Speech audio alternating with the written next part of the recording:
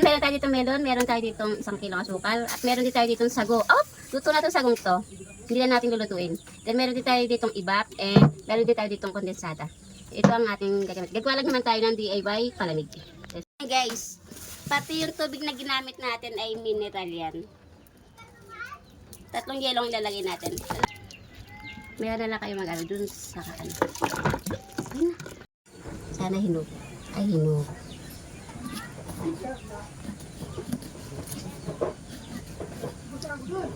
Oh, wow. So, buto.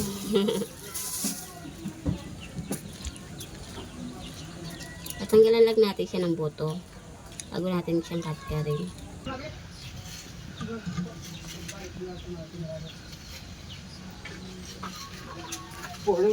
Na natin dito. Dalit yung sali na natin. Ito sa isa kayo na lang. Dalit yung sali na natin.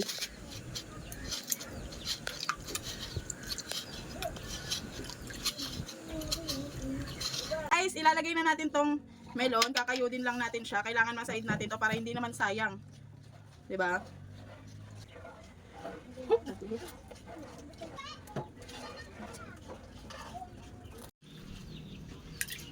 Tapos ang dito. Tatanggalan lang natin ng ano. Gatas. Guys, paya ka na lang tayo.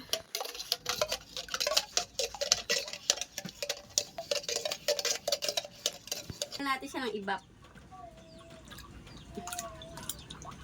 Nalito ang butas ko.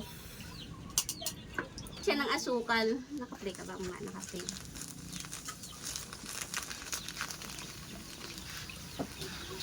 Tama na muna. Tikman na lang muna natin. Ay, binimix lang natin. Tama ba?